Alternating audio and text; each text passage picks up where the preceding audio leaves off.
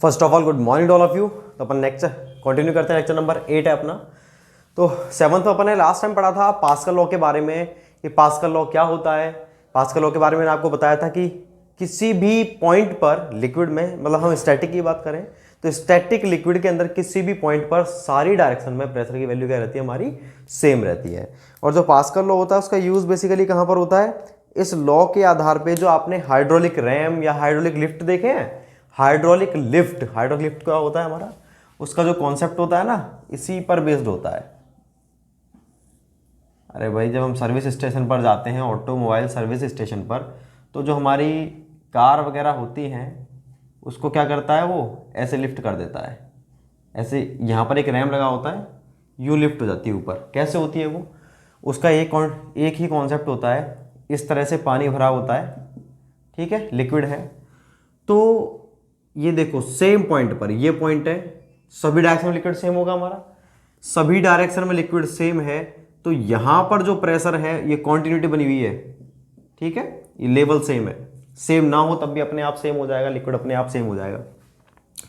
तो जब आप ऊपर से इसके ऊपर प्रेशर लगाओगे ना, यहां से इतने कम एरिया, ज्यादा एरिया पर प्रेशर लगा रहे हो चाहे कम पर लगा रहे हो, प्रेशर की वैल्यू इस वाले पॉइंट पर, इस वाले पॉइंट पर, दोनों पर क्या रहती है, बिल्कुल बराबर रहती है। तो वो जो प्रेशर आपने लगाया था, जो इतने एरिया पर लगाया था कम पर, वो ज्यादा में डिस्ट्रीब्यूट हो गया, तो फोर्स की वैल्यू क्या हो जाएगी, कम हो जाएगी। मैंने बोला प्रेशर मतलब स्मॉल पी तो दोनों में सेम है, लेकिन चेंज क्या होता है, कैपिटल पी, क्योंकि कैपिटल पी क्या होता है हमारा, स्मॉल पी इंटू में एरिया। तो इस वाले केस में तो एरिया ज़्यादा है, तो देखो इसकी वैल्यू क्या हो गई हमारे, ज़्यादा हो गई। इस वाले में एरिया कम है, तो ये अपनी वैल्यू कम हो गई। तो इस वाले जो हमारी हाइड्रोलिक लिफ्ट होती है, हाइड्रोलिक रैम होती है, वहाँ पर किसका यूज होता है, हमारे पास्कल लॉ का। तो पास्कल लॉ जो आपने लिखा था उसमें लिख देना एक चीज़, यूज लिख देना, क्या लिखोगे, पास्कल लॉ का यूज कहाँ पर करते हैं, हाइड्रोलिक लिफ्ट या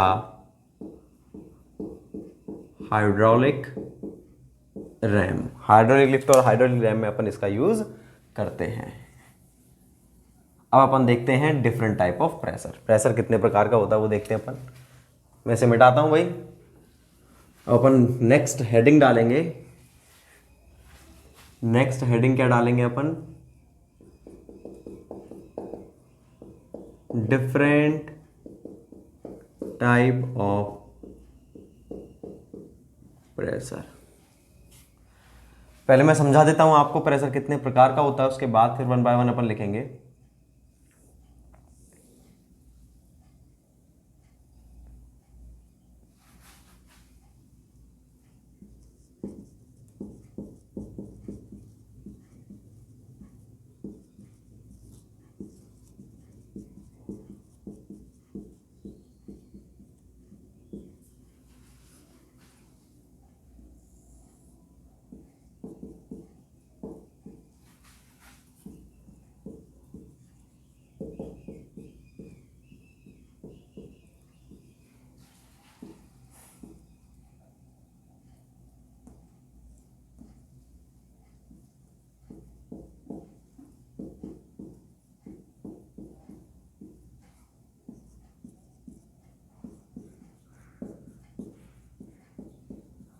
देखो भाई, ये मेरा बेस है, मैं यहां से प्रेशर की स्टार्टिंग कर रहा हूं, मतलब zero pressure, 0 Newton per metre square, 1 Newton per metre square, 2 newton पर। तो ये हमारा जीरो है, इसको एब्सोल्यूट जीरो, मतलब बिल्कुल जीरो है, ये निरपेक्ष जीरो है ये हमारा। और कंप्लीट वैक्यूम, बिल्कुल वैक्यूम है, कंप्लीट वैक्यूम। कंप्लीट वैक्यूम का मतलब क्या होता है, निर्वात, बिल्कुल प्योरली निर्वात है, वहां पर थोड़ी सी भी एयर मौजूद नहीं है।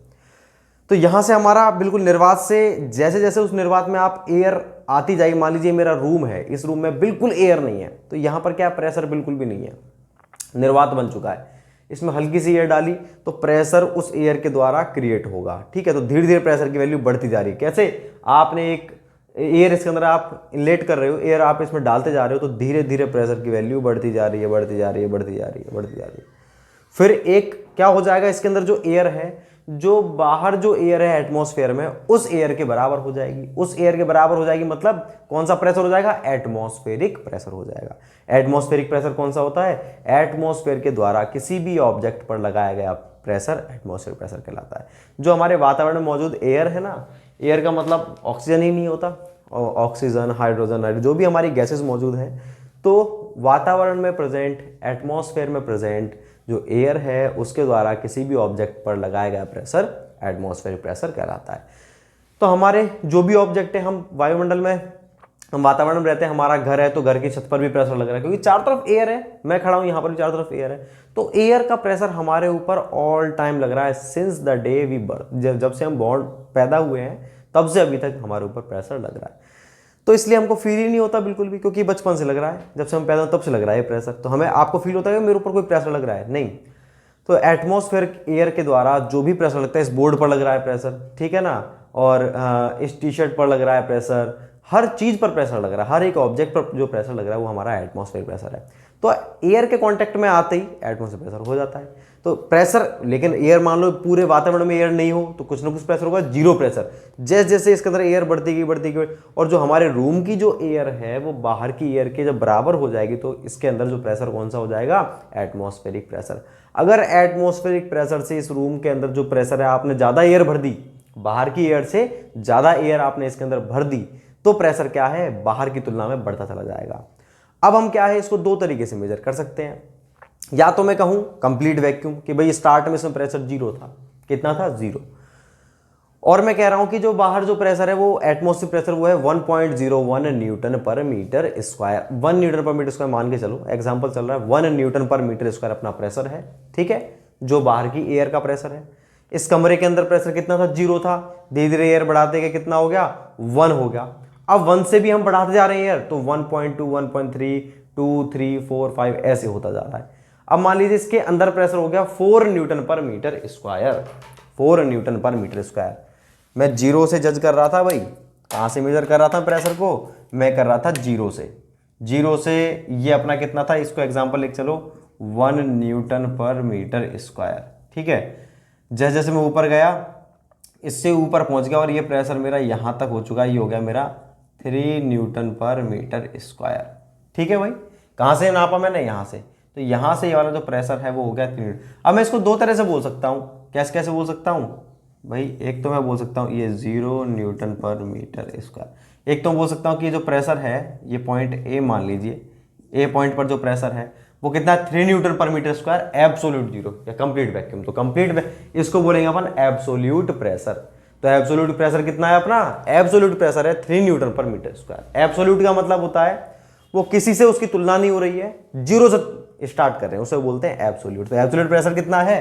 3 न्यूटन पर मीटर स्क्वायर। अगर मैं इसको डेटम मान के चलूं, इसको डेटम का मतलब क्या है कि बाहर जो एटमॉस्फेयर है उसकी तुलना में, तो एटमॉस्फेयर की तुलना में कितना अधिक है? 2 न्यूटन पर मीटर स्क्वायर अधिक है, क्योंकि बाहर तो एक था ना, तो बाहर की तुलना में देखा जाए तो कितना अधिक है ये?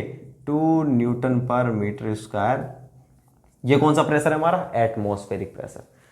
तो अगर आप एटमॉस्फेरिक प्रेशर की तुलना में ज्ञात कर रहे हो, तब जो हमें जो प्राप्त होता है उसे बोलते हैं गेज प्रेशर। उसे क्या बोलेंगे? Gauge pressure. तो इसका ए पॉइंट पर प्रेशर कितना है? प्रेशर तो उतना ही जितना लग रहा है, लेकिन अगर मैं दो टर्म में बता सकता हूं। कोई आपसे पूछे एब्सोल्यूट कितना है? एब्सोल्यूट तो है भैया 3 न्यूटन पर मीटर स्क्वायर।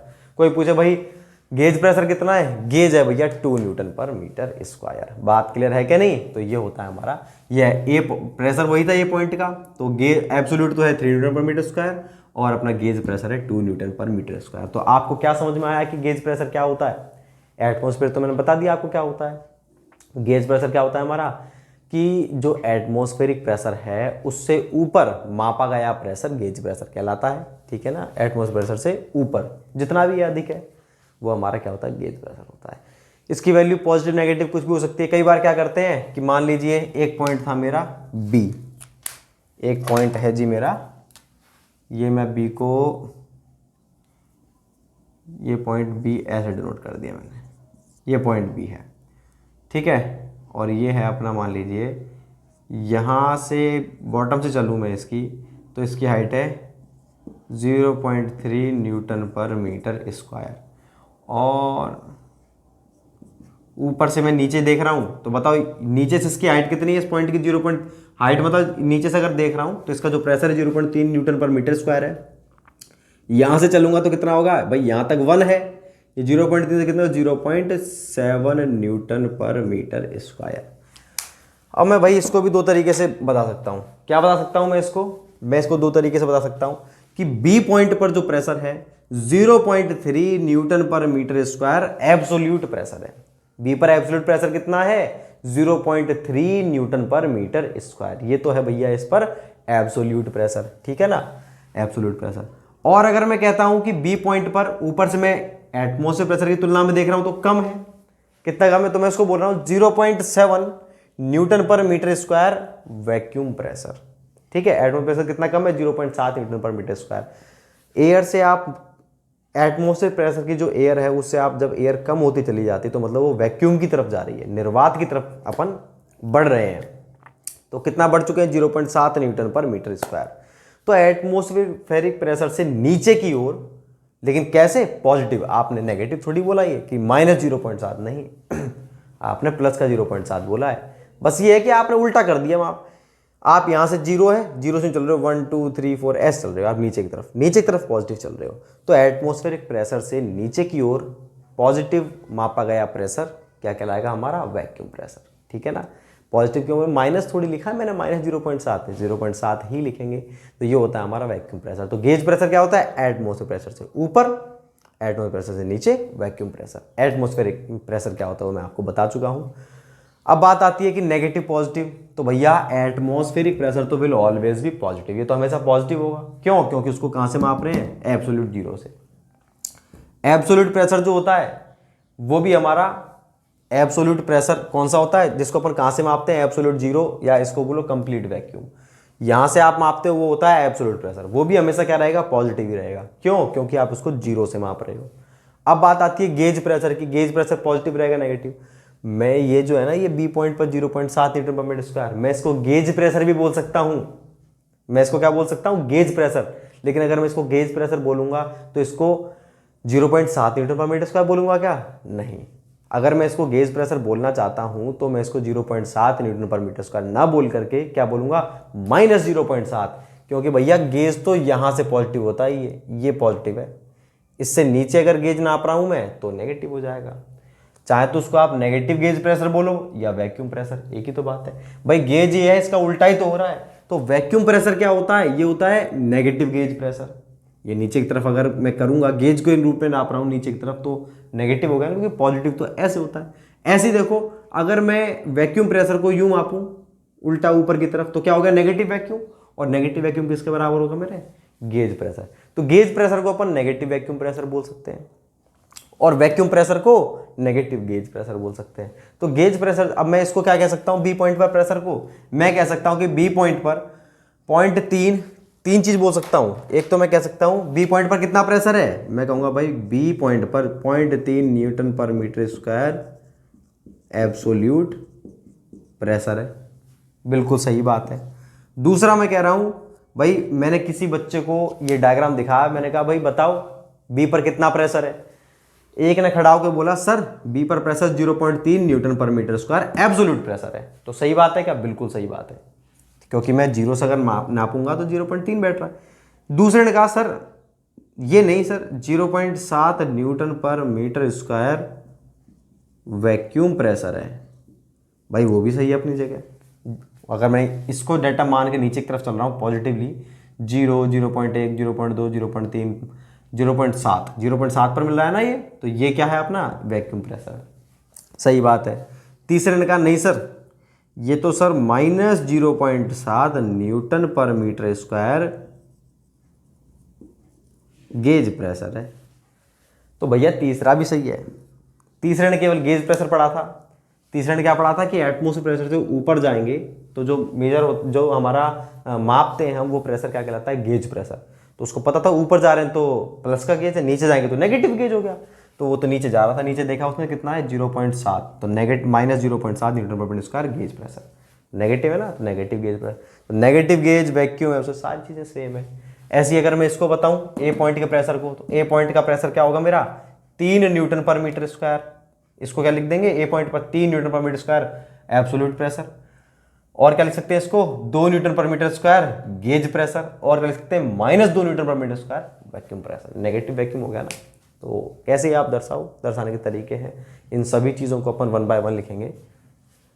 मैं इन पॉइंट को ऐसा करते हैं अपन, भैया आपके कॉपी में अगर जगह हो ना, चलो इसको नीचे लिख देंगे। आप ये डायग्राम बना लो एज इट इज़, और इसके साइड में मैं लिख देता हूँ, यहाँ लिख देता हूँ प्रेशर एट पॉइंट ए।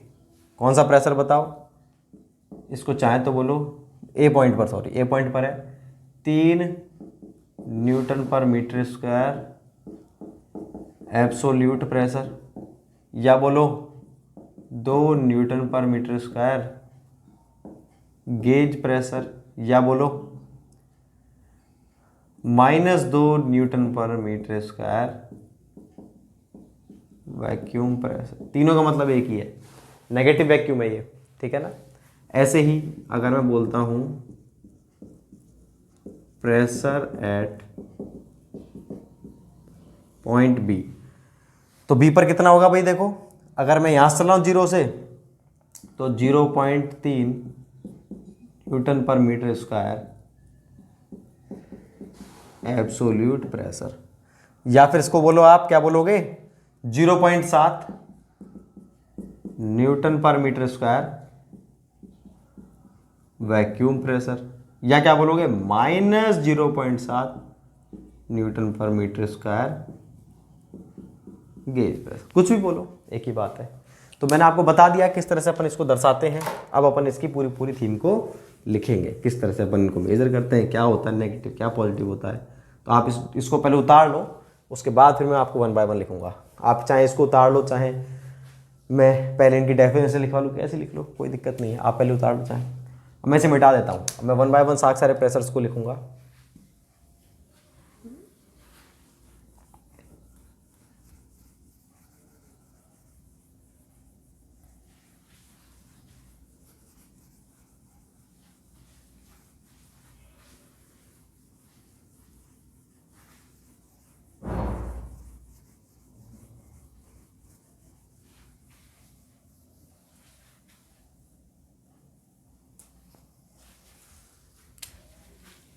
पहला लिखना है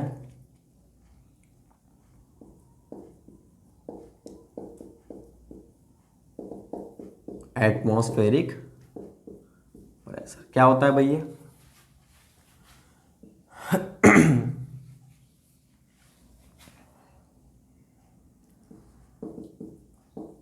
एटमॉस्फेयर में प्रेजेंट एयर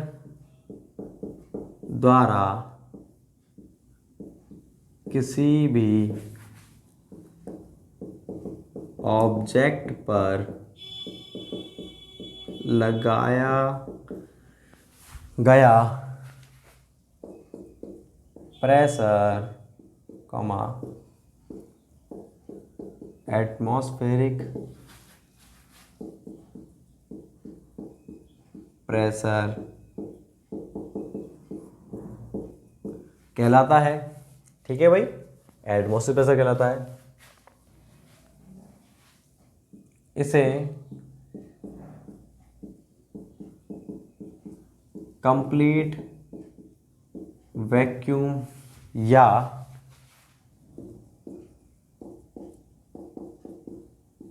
एब्सोल्यूट जीरो से मापते हैं।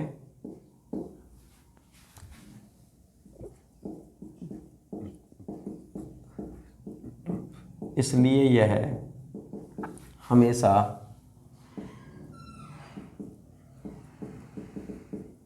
पॉजिटिव होता है। इसे बैरोमीटर एक इंस्ट्रूमेंट होता है भाई, द्वारा मापा जाता है।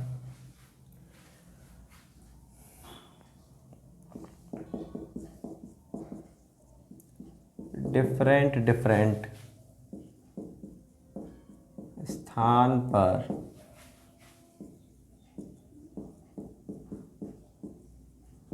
एटमॉस्फेरिक प्रेशर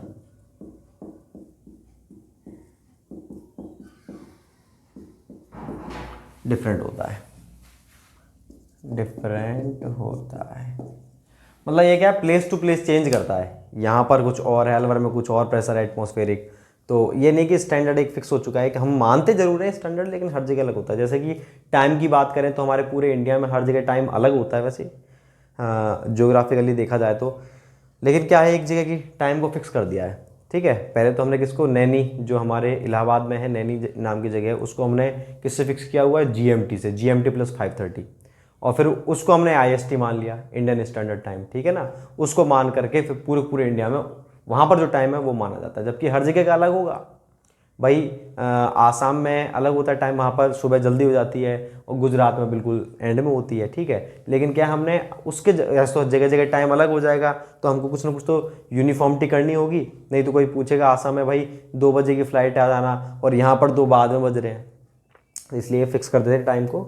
ऐसे ही क्या होता है, हमारे स्टैंडर्ड हमने एक फिक्स कर दिया है, आईएसटी हमने फिक्स कर दिया है, उसकी जगह का जो टाइम है वो माना जाएगा पूरे भारत में। ऐसे ही क्या है, जो हमारा प्रेशर है एटमॉस्फेरिक, वो हर जगह अलग होता है। अलवर का अलग है, जयपुर का अलग है, राजस्थान का अलग है, यूपी का अलग है, लेकिन पूरे भारत का एक कॉमन मान लेते हैं हम, 103.125 न्यूटन पर मीटर स्क्वायर। ये मैं आपको लिखवा दूंगा अभी। अभी तो आप ये देखिए, तो मैंने ये लिखा है डिफरेंट डिफरेंट स्थान पर एटमॉस्फेयर प्रेशर डिफरेंट होता है। अब अपन दूसरा लिखते हैं, कौन सा प्रेशर, अब अपन लिखते हैं इसके बाद में एब्सोल्यूट प्रेशर। ये कौन सा होता है भाई, कंप्लीट वैक्यूम को डेटम मानकर जो अपन प्रेशर निकालते हैं वो एब्सोल्यूट प्रेशर होता है। और ये हमेशा पॉजिटिव, क्योंकि अपन इसको 0 से मेजर करते हैं। तो मैं लिख देता हूं,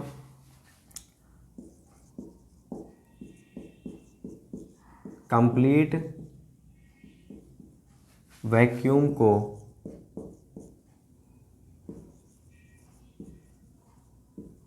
डेटम मानकर ज्ञात किया गया प्रेशर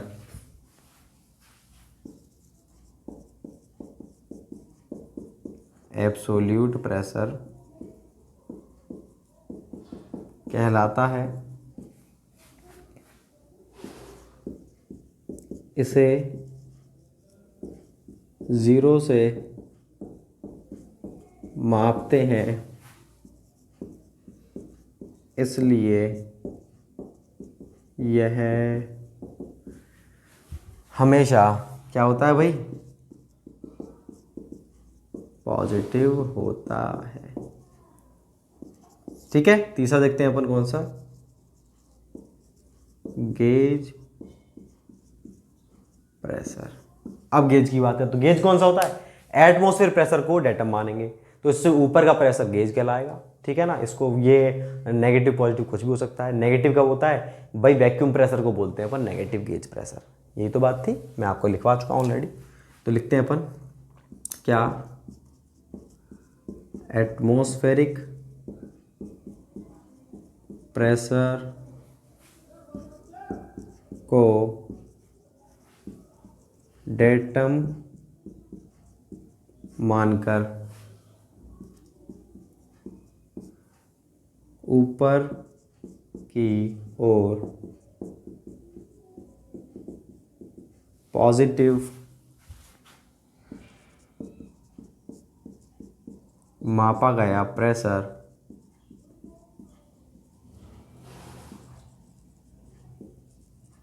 गेज प्रेशर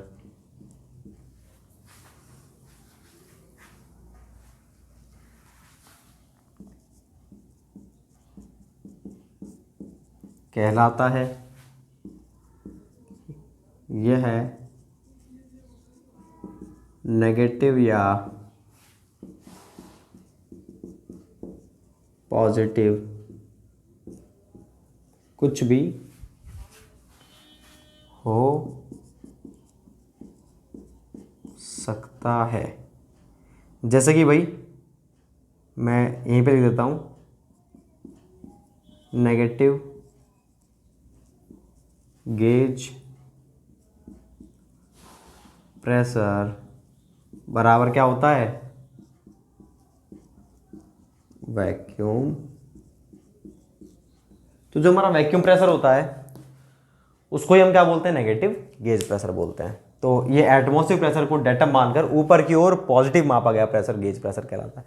तो ये साक्षात हमने भाई, कुछ इसको गॉज भी बोलते हैं, गेज गॉज, लेकिन ये गेज होता है एक्चुअली।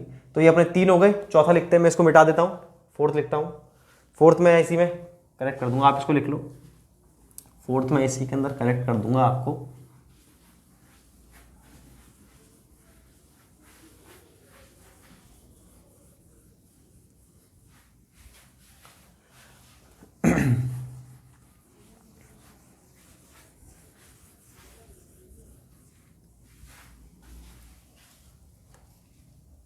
फोर्थ लिखता हूँ मैं, इसी के अंदर करेक्ट कर देता हूँ थोड़ा सा। फोर्थ कौन सा हमारा, वो है वैक्यूम प्रेशर। तो वैक्यूम क्या होता है, एटमॉस्फेरिक को डेटम मान करके नीचे की ओर पॉजिटिव, इसमें क्या आ जाएगा, केवल नीचे की ओर पॉजिटिव मापा गया प्रेशर क्या कहलाता है हमारा, वैक्यूम प्रेशर कहलाता है। ये नेगेटिव, ये भी नेगेटिव पॉजिटिव कुछ भी हो सकता है। इसमें क्या होगा हमारा, इसमें नेगेटिव गेज प्रेशर क्या होगा, नेगेटिव वैक्यूम प्रेशर किसके बराबर होता है हमारे, लो भाई ये अपना फोर्थ पॉइंट बन गया। आप ऐसे मत कर देना, आपको तो पूरा लिखना पड़ेगा, तो आप ये उतार लो, ये अपना वैक्यूम प्रेशर। अब मैं इसको मिटाता हूँ, नेक्स्ट हेडिंग लिखेंगे। डायग्राम आपने बना ही लिया था इसका, ठीक है ना। तो आई डोंट थिंक कि अब आपको कोई प्रॉब्लम होगी प्रेशर के अंदर। देखो हम प्यार से पढ़ेंगे, फ्लूइड मैकेनिक्स ऐसा सब्जेक्ट है, अगर मैंने थोड़ी बहुत भी स्पीड बढ़ा दी ना इसके अंदर, चीज़ें ऊपर से जाएंगी, ठीक है। मैं आपको थोड़ा सा बता दूं, फ्लूइड मैकेनिक्स जब मैं पढ़ता था मेरे टाइम में, मुझे भी थोड़ा सा क्लमसी सा सब्जेक्ट लगता था, मतलब उलझा हुआ सा, कि क्योंकि मैं कोरिलेशन नहीं बैठा पाता था। एक्चुअल चीज़ क्या थी कि हमारे जो स्टडी का जो मेन चीज़ है ना, वो क्या होता है, प्लानिंग स्ट्रेटजी। और प्लानिंग स्ट्रेटजी अगर आपके पास नहीं है, शेड्यूल नहीं है, तो आपको मतलब बहुत ज़्यादा कठिन लगेंगी चीज़ें। अगर मैं आपको डायरेक्टली ABCD ना पढ़ा करके मैं वर्ड्स पढ़वाऊँ आपसे, तो आप पढ़ सकते हो क्या? आपको ये नहीं मालूम A पहले आता है B बाद में आता है, आपको ये नहीं पता, तो आप कैसे पढ़ पाओगे? नहीं पढ़ पाओगे, कठिनाई होगी। और वर्ड्स छोड़ो, मैंने आपको सेंटेंस पढ़ा दिया, फिर मैं आपको वर्ड्स पढ़ा रहा हूँ, फिर ABCD के बारे में बता रहा हूँ, तो क्या है, बस ये मैनर है ना, वही इंपॉर्टेंट होता है। इसलिए मेरे हर सब्जेक्ट के अंदर आपने देखा होगा, मैं एक प्रॉपर मैनर बनाता हूँ पहले, और उस मैनर के अकॉर्डिंग ही पढ़ाता हूँ। मैं ना तो बुक्स को फॉलो करता हूँ, ना किसी चीज़ को फॉलो करता हूँ, मैं केवल खुद के जो मैंने बनाया हुआ है मैनर, केवल उसी को फॉलो करता हूँ कि सबसे पहले अपन को क्या पढ़ना चाहिए। ये ज़रूरी नहीं कि ये इंपॉर्टेंट है इसको पहले पढ़ लो, नहीं, सबसे पहले क्या पढ़ना चाहिए पहले वो पढ़ेंगे हम, उसके बाद वो। तो हर सब्जेक्ट का मेरा एक मैनर होता है, उसके अकॉर्डिंग अपन पढ़ेंगे ना, तो चीज़ें आपको याद रखने में बहुत सुविधा होगी, और आपको सब्जेक्ट इतना स्मूथ, इतना ईजी लगेगा, बहुत ईजी लगेगा कि पहले हमने ये पढ़ लिया, अच्छा ये चीज़ वहाँ से आई थी, ये चीज़ वहाँ से आई थी। और कई बार ऐसा होता है हमने पढ़ लिया, अब ये कहाँ से आ गया, समझ रहे हो। तो एक मैनर होता है। तो इसलिए मैं आपको फ्लूइड मैकेनिक्स को स्टार्ट की जो 3 यूनिट है बहुत ही स्लोली पढ़ाऊँगा। अगर ये 3 यूनिट आपने अच्छे से कर ली, एक तो अपनी पहली प्रॉपर्टीज हो चुकी, सेकंड अपनी प्रेशर है, तीसरी यूनिट अपनी कौन सी, ब्योंसी एंड फ्लोटेशन। तो मान लो आपने 50% फ्लूइड मैकेनिक्स खत्म कर दी। 50% क्वेश्चन यहीं से आते हैं, 50% क्वेश्चन यहीं से आते हैं, ठीक है। और बाकी के रहे जो क्वेश्चंस आगे से आते हैं, लेकिन बाकी के जो आगे का पार्ट है ना, पूरा डायनेमिक्स वगैरह, उसमें सारा इसी का कॉन्सेप्ट आएगा इन तीनों यूनिट्स का। इसलिए मैं आपको बहुत स्लोली पढ़ा रहा हूँ। तो आप प्यार से पढ़ना, एक एक चीज़ को ध्यान से समझते जाओ, आगे आपको ज़िंदगी में कभी दिक्कत नहीं आएगी। जैसे फ्लूइड मैकेनिक्स के बच्चों का मेरे पास रेस्पॉन्स आया, बहुत बच्चों के मैसेज आए, पर्सनल टेक्स्ट वगैरह, और वैसे भी फ़ोन भी आए कि सर सॉइल मैकेनिक्स से बहुत डर लगता था, लेकिन सर अब सॉइल मैकेनिक्स हमारी इतनी मजबूत हो चुकी है कि हमें सबसे ईजी सब्जेक्ट सॉइल मैकेनिक्स लगता है। तो मेरी कोशिश है बस इतनी सी है कि आप लोगों को ईजी से ईजी वे में सारी चीज़ें प्रोवाइड करा सकूँ। नहीं तो टीचर्स बहुत हैं इस दुनिया में, कोई टीचर की कमी नहीं है, बुक्स बहुत हैं, वही चीज़ बाकी के टीचर्स पढ़ा रहे हैं, वही चीज़ मैं पढ़ा रहा हूँ, और वही बुक्स हैं। कोई ना तो मैंने इन्वेंट करी वो बुक, ना मैंने कोई कॉन्सेप्ट बनाया, ना उन्होंने बनाया, सब कुछ सेम। मतलब आप कहीं से भी कुछ भी चीज़ यूज़ कर सकते हो, कहीं से भी। सभी अच्छे टीचर्स हैं, कोई बुरा नहीं है, आप कहीं से कुछ भी पढ़ सकते हो। लेकिन मेरा उद्देश्य केवल इतना है कि आपको चीज़ें याद करवा सकूँ, आपको चीज़ें उस वे में बता सकूँ कि आपको याद करने में आसानी हो, आप कहीं उलझे नहीं, और कोई आपसे 100 चीज़ पूछे आप 100 की 100 चीज़ों को बता सकूँ कि ये चीज़ यहाँ से आई, ये चीज़ वहाँ से आई। तो ये थोड़ा सा ज़रूरी है। ठीक है, तो आपको जैसे बता रहा हूँ मैं, केवल आप उसी को फॉलो करो, आप उसके बाद में फिर स्पीड अपन धीरे धीरे बढ़ा लेंगे। तो अब अपन पढ़ते हैं नेक्स्ट, क्या इसकी यूनिट पढ़ते हैं। नेक्स्ट हेडिंग है अपनी standard pressure units. Standard pressure की कौन सी, एक तो होती है हमारी, देखो 1 एटमॉस्फेरिक प्रेशर जो होता है ना, उसको हम एटीएम के द्वारा दर्शाते हैं। एटमॉस्फेरिक प्रेशर को कैसे दर्शाते हैं अपन, एटीएम, शॉर्ट उसकी यूनिट होती है एटीएम। वैसे तो प्रेशर की unit Newton per metre square होती है, बता चुका हूं आपको, लेकिन जो हमारा स्टैंडर्ड प्रेशर होता है उसको बोलते हैं हम 1 एटीएम। ठीक है, 1 एटीएम किसके बराबर होता है, ये होता है भैया 103,125। ठीक है, न्यूटन पर मीटर स्क्वायर। और आपको मालूम है ये होता है हमारा किसके बराबर, पास्कल के बराबर होता है। ठीक है भाई, ये हमारा होता है पास्कल के बराबर। तो इसको मैं 1.03 इंटू 10⁵ पास्कल लिख सकता हूँ, बिल्कुल लिख सकते हैं अपन 1.03। तो 1 एटीएम मतलब एटमॉस्फेयर प्रेशर को हम किसके द्वारा दर्शाते हैं, एटीएम यूनिट के द्वारा। और 1 एटीएम किसके बराबर होता है, 1 एटीएम भैया इसके बराबर होता है। एक होती है यूनिट हमारे पास इसकी बार, प्रेशर की यूनिट क्या होती है, बार। और बार किसके बराबर होता है हमारा, वो होता है न्यूटन पर मीटर स्क्वायर के बराबर। मतलब ये क्या हो गया, 1 × 10⁵ पास्कल। एक इसकी यूनिट होती है 1 किलोग्राम फोर्स पर सेंटीमीटर स्क्वायर, और ये होता है मेरा 0.981 10⁵ न्यूटन पर मीटर स्क्वायर। या इसको तो मैं लिख सकता हूँ शॉर्ट में,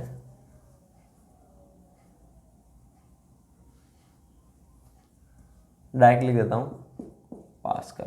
ठीक है, और 1 एटीएम बराबर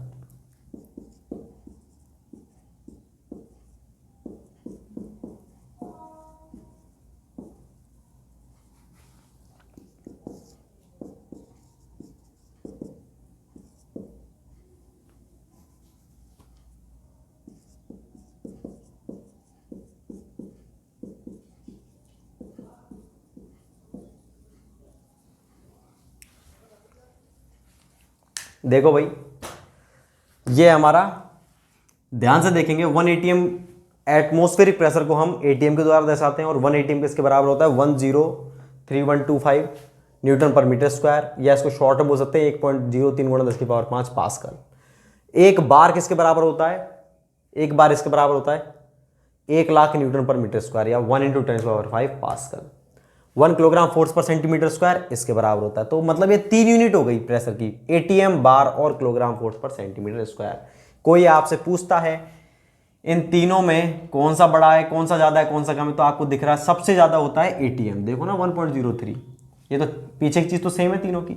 उससे छोटा बार और सबसे छोटा क्या होता है, किलोग्राम फोर्स पर। तो मैं लिख देता हूँ नोट के रूप में, क्या 1 ATM is greater than 1 bar is greater than 1 kilogram force पर सेंटीमीटर स्क्वायर। ठीक है ना, कितना बड़ा है आपको दिख ही रहा है। अब बात आती है क्या, ये तो इसमें नॉर्मल सी बात थी, अब आती है चौथा और पांचवा पॉइंट जो मोस्ट मोस्ट मोस्ट इंपॉर्टेंट है, क्योंकि हम समझ ही नहीं पाते हैं कि मैंने आपको बोला कि जो प्रेशर है, पानी का जो प्रेशर है, पानी के द्वारा जो प्रेशर लग रहा है वो लग रहा है 10.33 न्यूटन पर मीटर स्क्वायर। तो आपको समझ ही नहीं आया कि सर आप प्रेशर की बात कर रहे हो या फिर हेड बोल रहे हो, क्या बोल रहे हो। 10.33 ये प्रेशर थोड़ी है, तो आपने पता नहीं क्या ही चीज़ बोल दी। प्रेशर तो sir Newton per metre square में होता है या फिर पास्कल में होता है, ये आपने क्या बोल दिया। मान लो मेरे पास एक कंटेनर है, ठीक है, उसमें पानी भरा हुआ है 10 सेंटीमीटर, 1 मीटर हाइट तक का पानी भरा हुआ है। कितना पानी भरा हुआ है, आप इसको एक बार उतार लो, फिर मैं इसको मिटाता हूँ, फिर समझाऊंगा। इसको उतार लो, है ना, पूरे नोट तक उतार लो, फिर मैं इन दोनों पॉइंट को समझाता हूँ। ये बहुत इंपॉर्टेंट है, डायनामिक्स के अंदर इसी में चलेंगी बातें, फिर आप वहाँ पर बार बार कन्फ्यूज़ होंगे कि सर ये क्या चीज़ है, हमें समझ ही नहीं आ रही। तो इस चीज़ को आप यहीं पर ख़त्म कर लेना, अभी 5 मिनट लगेंगे बस। देखो भाई, मेरे पास कोई कंटेनर था ऐसा, इसमें जो पानी है वो भरा हुआ है कितना, 1 मीटर तक।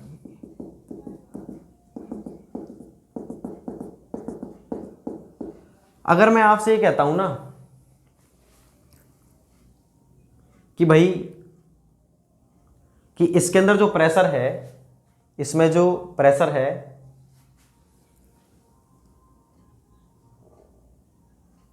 10,000 Newton per metre square pressure है। प्रेशर कितना है कि इस कंटेनर में पानी भरा हुआ है, बॉटम पर प्रेशर कितना है, तो आपने कैलकुलेट किया और मेरे को बता दिया कि सर इसमें जो प्रेशर है, कैसे कैलकुलेट किया आपने, बॉटम पे टोटल फोर्स मतलब इसका वेट के बराबर अपॉन में एरिया का भाग दे दिया, तो प्रेशर आ गया 10,000 न्यूटन पर मीटर स्क्वायर।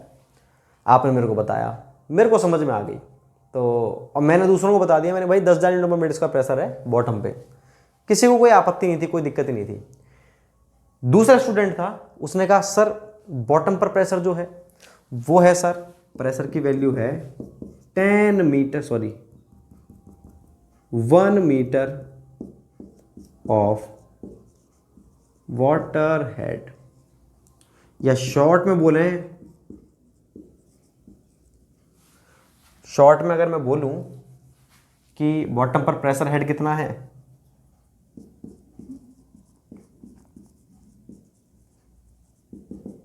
तो उसने बोल दिया 1 मीटर। अब ये चीज समझ नहीं आई कि प्रेशर हेड 1 मीटर, 1 मीटर क्या है, तो pressure Newton per metre square में चलता है, या पास्कल बोल सकते हैं इसको। तो ये दोनों ही चीज है, तीनों ही चीज क्या है, सेम है, कोई अलग नहीं है। इस वाली लाइन का मतलब क्या होता है, तो इसी प्रेशर को मैं 1 मीटर ऑफ वाटर हेड बोल सकता हूं, इसी प्रेशर को। अरे भैया सिंपल सी बात है कि प्रेशर जो होता है रो जी एच होता है। अगर आप प्रेशर को ऐसे मेजर कर रहे हो, ऐसे कि जो हाइट है लिक्विड की इनटू में जी कर रहे हो, इनटू में उसकी डेंसिटी से मल्टीप्लाई कर रहे हो, तब जो वैल्यू आएगी वो आएगी न्यूटन पर मीटर स्क्वायर में। मतलब ये जो वैल्यू आ रही है कैसे आई थी, P बराबर रो जी एच से आई थी, ठीक है ना। आप निकाल के देख सकते हो, P बराबर रो कितना होता है पानी का, 1000, डेंसिटी उसी की लेंगे जो लिक्विड भरा हुआ है, जी कितना है 10 मान लो, एच कितनी हाइट 1 है, तो कितना हो गया P बराबर 10,000 न्यूटन पर मीटर स्क्वायर। अब बात समझ में आ गई, ये बात तो मुझे क्लियर हो गई कि अगर आप प्रेशर को रो जी एच फॉर्मूले से ज्ञात कर रहे हो पूरे इन दोनों चीजों का यूज करके, तो न्यूटन पर मीटर स्क्वायर आता है। अब देखो भाई इसी फॉर्मूले को मैं P बराबर रो जी एच है ना, तो इसमें रो जी को मैंने इधर भेज दिया, इधर क्या रहेगा, केवल एच रहेगा। तो ये P अपॉन रो जी प्रेशर में मैंने रो जी का भाग दे दिया, तो प्रेशर किसमें था, न्यूटन पर मीटर स्क्वायर में। रो इंटू जी क्या है हमारा, रो तो होता है हमारा क्या, मास पर किलोग्राम पर मीटर क्यूब, जी होता है मीटर पर सेकंड स्क्वायर, ठीक है। तो ये जो पूरी टर्म है P अपॉन रो जी वो केवल किस में आ जाएगी, मीटर में, और दिख भी रहा है आपको एच मीटर में तो होता है। तो मतलब ये भी प्रेशर है P बराबर रो जी एच, और H बराबर P अपॉन रो जी, ये भी प्रेशर है, बस दर्शाने का तरीका अलग है। दर्शाने का तरीका मतलब मैं तो कह रहा हूं कि मेरे पास 1 किलो आलू है, दूसरा कह रहा है 1000 ग्राम आलू है, बात तो एक ही है। तो ये तो 1 किलो आलू है सीधा सीधा, और ये कितना है 1000 ग्राम, दर्शाने का तरीका अलग है। तो प्रेशर को अपन हेड की टर्म में बता सकते हैं क्या, कि भाई 1 metre of water, 2 metre of water, 3 metre of, बता सकते हैं। कैसे बताओगे, कि जो भी प्रेशर आया है उसमें आप किसका भाग दे दो, रो इंटू जी का। तो आप उसको किसकी टर्म में बता सकते हो, हेड की टर्म में बता सकते हो। तो ये होता है हेड की टर्म में डिनोट करना। तो कैसे करोगे हेड की टर्म में डिनोट, आप इसको रो जी का भाग दे दो, रो इंटू जी का, उसके अंदर आप भाग दे दीजिए। तो आप उसको रो, कौन सा रो होता है, तो ये होता है हमारा, जब आप प्रेशर में रो जी का भाग दोगे तो प्रेशर किस टर्म में आएगा, हेड की टर्म में, और उसको बोलते हैं इतने मीटर ऑफ वाटर हेड। और इसका दूसरा प्रैक्टिकल मीन क्या होता है वो बताऊंगा। और इसी को अपन बोलते हैं प्रेशर हेड। हेड का मतलब होता है एनर्जी। प्रेशर हेड क्या होता है, P अपॉन रो जी। ये एच हेड ही तो है, हेड का मतलब कितनी हाइट है। तो ये कौन सा हेड है, प्रेशर के कारण आया है, इसको बोलते हैं प्रेशर हेड या फिर प्रेशर एनर्जी। तो मैं बोलूं प्रेशर हेड कितना है इसमें, 1 मीटर। तो 1 मीटर क्या है एक्चुअल में, प्रेशर ही है, एनर्जी है। किसके कारण एनर्जी है, प्रेशर के कारण। कितनी एनर्जी है, कि 1 मीटर ऑफ वाटर हेड के बराबर है। 1 मीटर ऑफ वाटर हेड को, अब आपको किसी ने बोल दिया कि 2 मीटर ऑफ प्रेशर हेड जो है, प्रेशर हेड जो है वो है 2 मीटर, अब एनर्जी बताओ किसमें, न्यूटन पर मीटर स्क्वायर में। तो कैसे करोगे आप, H बराबर 2 मीटर दे रखा है और आपको किस में निकालना है, न्यूटन पर मीटर स्क्वायर में। तो न्यूटन पर मीटर स्क्वायर में ज्ञात करने के लिए तो क्या करना पड़ेगा आपको, रो जी एच का मल्टीप्लाई करना पड़ेगा।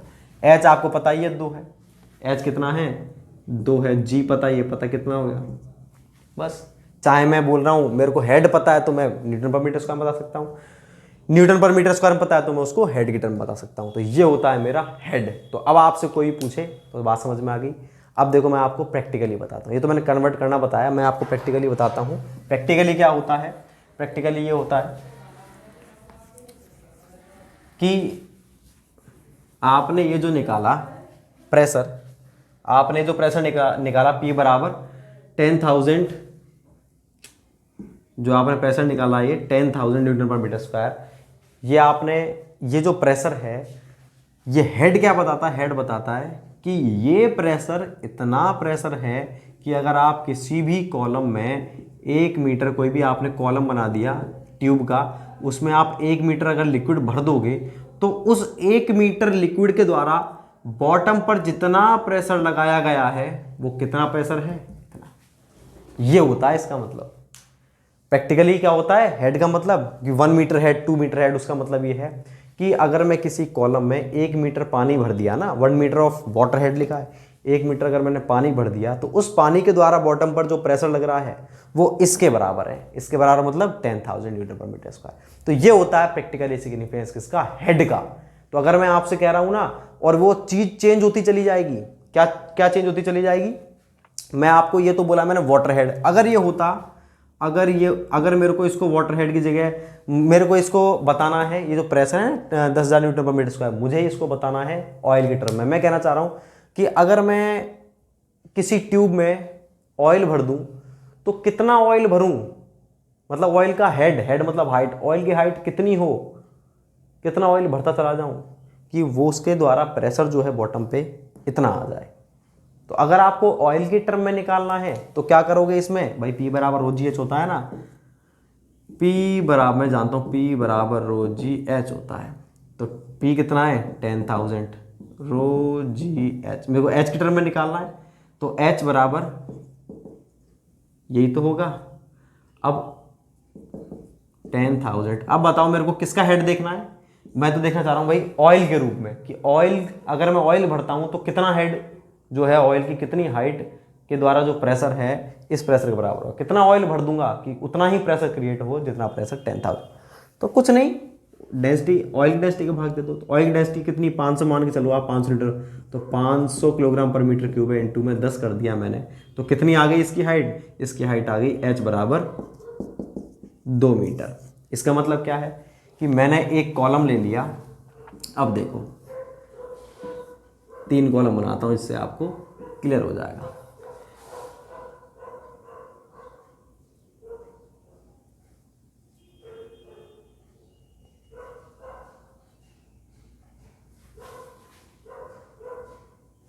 देखो ये तो है वाटर, कितना है इसकी हाइट 1 मीटर। अगर मैं वाटर के किसी भी कॉलम में 1 मीटर पानी भर देता हूं तो उसके बॉटम पर कितना प्रेशर लगेगा 10,000, ठीक है। तो मैं इसको प्रैक्टिकली बोल रहा हूं 1 मीटर ऑफ वाटर हेड। तो 10,000 को मैं क्या बोल सकता हूं 1 metre of water head, 1 metre of water head. कैसे कैलकुलेट होगा हमारा, कुछ नहीं, मैंने जो मेरा प्रेशर था 10,000 उसमें रोजी का भाग देना है, रो किसका लूंगा मैं, पानी का लूंगा। अगर मेरे को पानी की टर्म में निकालना है तो किसका लूंगा मैं, पानी का। अगर मुझे पानी की टर्म में निकालना है भाई तो पानी का डेंसिटी का भाग दूंगा, तो मेरा H बराबर कितना आ गया 1 मीटर। तो जो मेरा प्रेशर था P बराबर प्रेशर कितना था मेरा 10,000 न्यूटन पर मीटर स्क्वायर, उसको मैं क्या बोल सकता हूँ 1 मीटर ऑफ वाटर हेड, इसको मैं बोल सकता हूँ 1 मीटर ऑफ वाटर हेड।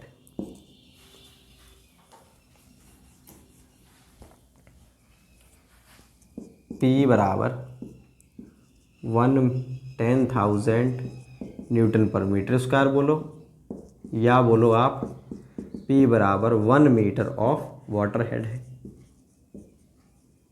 ठीक है।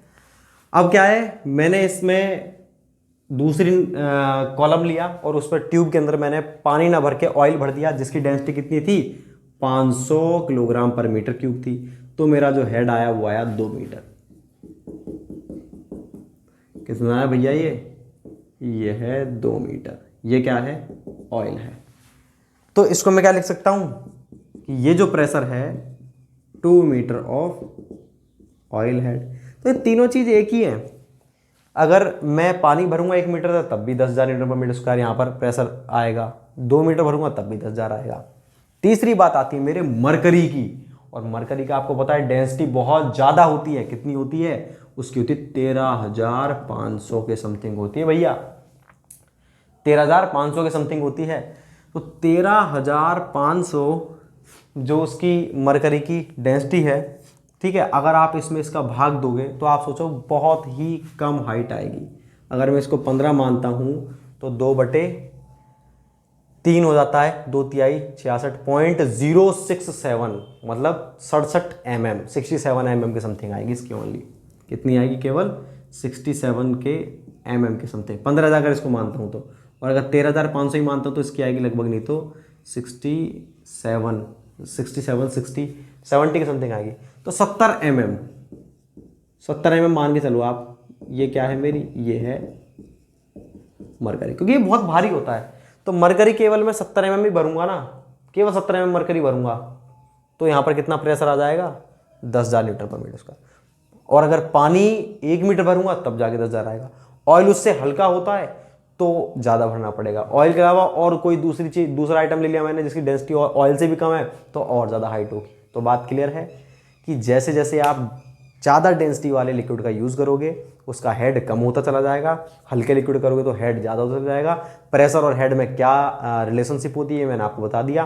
प्रेशर को हेड में कैसे कन्वर्ट करेंगे ये बात क्लियर है। प्रेशर को हेड क्यों बोलते हैं ये बात क्लियर है। प्रेशर हेड एनर्जी होती है क्या, नहीं, बिल्कुल होती है। तो ये सारे कॉन्सेप्ट बहुत ही छोटे छोटे थे लेकिन कंफ्यूजिंग कॉन्सेप्ट, वो सारे अपने क्लियर हो चुके हैं। आप इसको उतारना चाहो तो वैसे उतार दो खुद के ध्यान रखने के लिए, बाकी कोई दिक्कत नहीं। तो ये अपना ये वाला क्लियर हो चुका है। अब अपना जो टॉपिक है, चलो वो मैं आपको फ्रेम तो कर देता हूँ कि मेजरमेंट ऑफ प्रेशर, प्रेशर का मेजरमेंट अपन कैसे करते हैं। तो मैं आपको फ्लो चार्ट तो बना देता हूँ, उसको अपन बाद, चलो फ्लो चार्ट पहले बना देता हूँ। हाँ, नेक्स्ट हेडिंग जो है वो है मेजरमेंट ऑफ प्रेशर।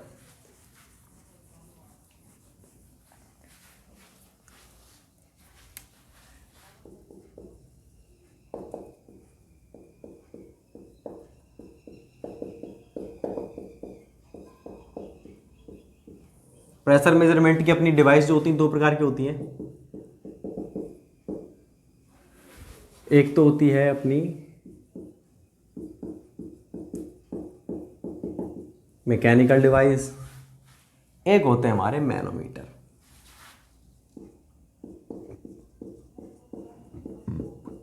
बताऊंगा मैनोमीटर। मैनोमीटर भी हमारे 2 प्रकार के होते हैं। एक तो होता है हमारा, भाई देखो मैं शॉर्ट में लिखाऊंगा, मेरा बोर्ड छोटा है, मैनोमीटर, ध्यान रखना आप पूरा लिखेंगे।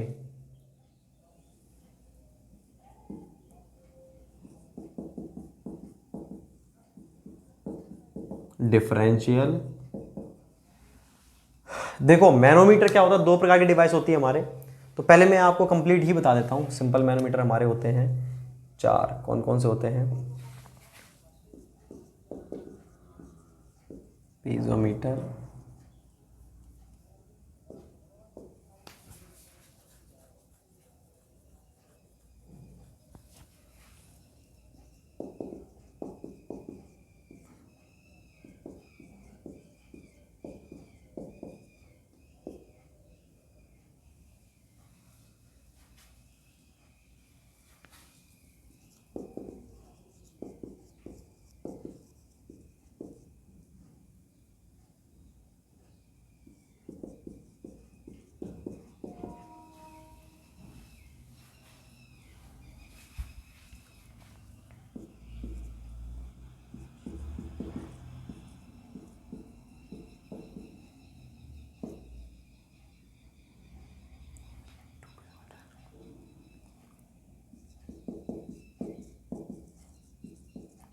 Differential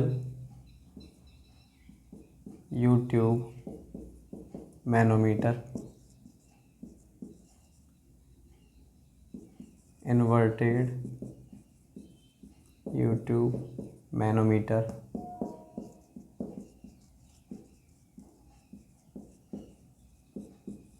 micro manometer. Mechanical device हमारी होती हैं बॉर्डन gauge,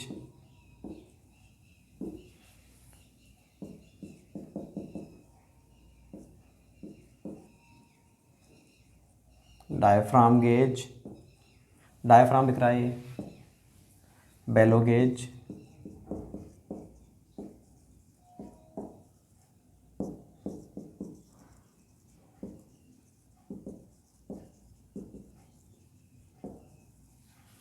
dead weight gauge.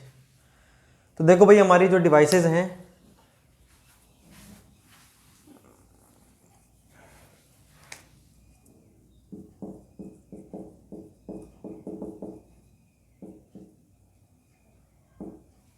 Mechanical device और मैनोमीटर।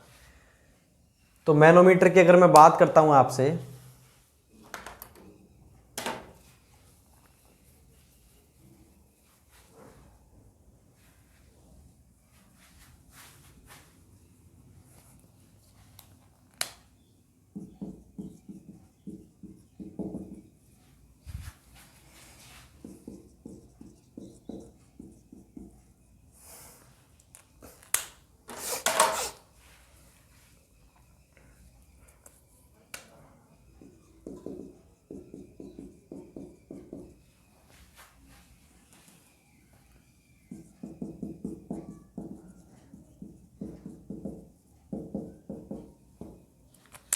देखो जो हमारी डिवाइसेस होती हैं प्रेशर को मेजर करने के, जो हमारे पास इंस्ट्रूमेंट्स होते हैं दो प्रकार के होते हैं। एक तो होता है हमारा कौन सा, मैनोमीटर। मैनोमीटर कुछ नहीं, ट्यूब होती है, नलियां। उन नलियों की सहायता से, जो नलियां होती हैं, ट्यूब्स होती हैं, उनकी सहायता से अपन क्या करते हैं, प्रेशर को मेजर करते हैं। प्रेशर कौन सा प्रेशर, भाई देखो मेरे पास कोई पाइप है, पाइप के अंदर पानी बह रहा है, मेरे को देखना है इस पाइप में यहाँ पर कितना प्रेशर है। प्रेशर बोलो या फिर प्रेशर एनर्जी बोलो, एक ही बात है। भाई देखो मैं आपको बता चुका हूँ, प्रेशर P बराबर रो जी एच होता है, pressure energy P upon rho G को ही बोलते हैं प्रेशर एनर्जी, मतलब हेड की टर्म में, जिसे अपन प्रेशर हेड बोलते हैं। तो प्रेशर हेड कितना है, इस पॉइंट पर पानी यूं बह रहा है, पाइप है, यहां पर कितना है, यहां कितना, और इस पाइप के अंदर भी बीच में कितना है, नीचे कितना है। तो ये चीज हमको प्रेशर देखना है। किसी टंकी में प्रेशर कितना है, बॉटम पे, बीच में कितना प्रेशर है। तो कहीं पर भी मेरे को प्रेशर जज करना है, उसके लिए जो हम यूज करते हैं, अगर आप नलियों का यूज करें ट्यूब का, तब तो वो कहलाते हैं हमारे मैनोमीटर। अब ट्यूब बहुत प्रकार के होते हैं, बताऊंगा आपको। और आप ट्यूब का यूज नहीं कर रहे, आप तो कोई मैकेनिकल डिवाइस यूज कर रहे हो। कोई आपके पास गेज, जैसे आपने हवा भराने जाते हो तो आपने देखा होगा छोटा सा डायल सा रहता है, डायल गेज टाइप का सा, ठीक है, वो लगाते हो, उस फिर मेजर करते, तो वो सुई जो होती है यूं आगे पीछे जाती है, देखा होगा आपने, ठीक है। ये चीज़ ध्यान रखना भाई, वो प्रेशर आप किस में मेजर कर, PSI बोलते रहते हैं, तो ये नॉलेज होनी चाहिए आपको। आपसे कोई पूछ सकता है कि भाई बाइक में कितना डालते हैं, 30 40 35 40 ऐसे बोलते हैं ना, अगले टायर में इतना, पिछले में इतना, डलवा के चल देते हैं। अपन ने कभी देखा ही नहीं कि वो जो है उस मिस्त्री को पता है कितना होना चाहिए, आपको पता कितना होना चाहिए, लेकिन आपको ये नहीं पता 30 40 क्या। तो इस चीज़ को सोचना आप जरा थोड़ा सा, कोई आपसे पूछ सकता है तो एज ए इंजीनियर आपको पता होना चाहिए। PSI उसकी यूनिट होती है, किलोग्राम पर सेंटीमीटर स्क्वायर भी होती है, तो आप देखना अपने आप से, फिर मैं तो बताऊंगा ही आपको। तो देखो भाई, अगर आप किसी उस प्रकार की किसी डिवाइस से अगर आप मेजर कर रहे हो प्रेशर को, जो मैंने आपको बताया अभी, वो होती है हमारी मैकेनिकल डिवाइसेस। तो मैकेनिकल डिवाइसेस अपने काम के लिए 4 प्रकार के, बॉर्डन गेज, डायफ्राम गेज, बेलो गेज, डेड वेट गेज। इनमें अपन पढ़ना कुछ नहीं है इसके अंदर, ना ही क्वेश्चन बनेगा। आपसे अगर कोई पूछता है इसके बारे में तो एक क्वेश्चन जरूर बन सकता है कि ये इनमें से बॉर्डन गेज के द्वारा क्या करते हैं, प्रेशर जज करते हैं। डायफ्राम गेज क्या करते हैं, प्रेशर करते हैं। इनमें से ये मैकेनिकल डिवाइस कौन सी है, 3 नाम तो ऐसे हो गए, चौथा ऐसा हो गया, तो मैकेनिकल कौन सी है, बॉर्डन गेज। तो आपको ध्यान रखना ये मैकेनिकल डिवाइस होती है। बस बात कर रहा था मैं आपको मैनोमीटर की, जो हमारी नलियाँ होती हैं, ट्यूब्स होती हैं, 2 प्रकार की होती हैं। एक तो होती है सिंपल मैनोमीटर, मतलब एक ही ट्यूब होगी, केवल सिंगल ट्यूब होगी। जैसे आपने ब्यूरेट पिपेट देखी होगी, पतली सी नलियाँ होती है, ट्यूब होती है, टेस्ट ट्यूब, उस प्रकार की होती है। तो ये सिंपल मैनोमीटर है, piezometer, simple U tube manometer, single column U tube manometer. और डिफरेंशियल में होती है हमारी कौन सी, डिफरेंशियल का मतलब है, सिंपल का यूज वहां पर करेंगे, कोई भी पाइप है उसमें मेरे को इस पॉइंट पर चाहिए, बताओ कितना प्रेशर है, तो इनका यूज़ करेंगे। अब मैं कह रहा हूँ भाई ये पाइप इतना बड़ा है, इसमें ये तो एक पॉइंट है ए पॉइंट, ये बी पॉइंट है। अब मैं कह रहा हूँ इन दोनों पॉइंट में प्रेशर का डिफरेंस बताओ। मतलब मैं ये नहीं कह रहा कि ए पर कितना है बी पर कितना है, नहीं, मेरे को तो बताओ इसमें प्रेशर डिफरेंस कितना है। मतलब ए पर ज़्यादा है कि बी पर ज़्यादा है, और अगर ए पर ज़्यादा है तो कितना ज़्यादा है, डिफरेंस तो पूछ रहा है। बी पर ज़्यादा है तो कितना ज़्यादा है। तो मेरे को अगर प्रेशर डिफरेंस पूछना है, प्रेशर डिफरेंस बताना है, तो मैं किसका यूज़ करूँगा, डिफरेंशियल मैनोमीटर। डिफरेंशियल मतलब जो प्रेशर डिफरेंस को बताएगा कि इन दोनों के बीच में, दोनों पॉइंट के बीच में कितना डिफरेंस है। तो इसका यूज़ सिंगल पॉइंट के लिए करेंगे, इसका यूज़ डिफरेंस के लिए। तो वो होते हैं हमारे 4 to piezometer, differential U tube manometer, inverted U tube manometer और माइक्रो मैनोमीटर। इन सभी के बारे में अपन डिटेल में पढ़ेंगे। पहले अपन पढ़ेंगे सिंपल मैनोमीटर्स के बारे में, फिर इसके बारे में, ठीक है ना, वो पढ़ेंगे अपन नेक्स्ट लेक्चर में। तो आप रिवीजन करते रहना, अब तक जो पढ़ा है उस पूरे को आज रिवाइज कर लें, फिर नेक्स्ट क्लास में अपन स्टार्ट करेंगे मैनोमीटर को। Thank you so much.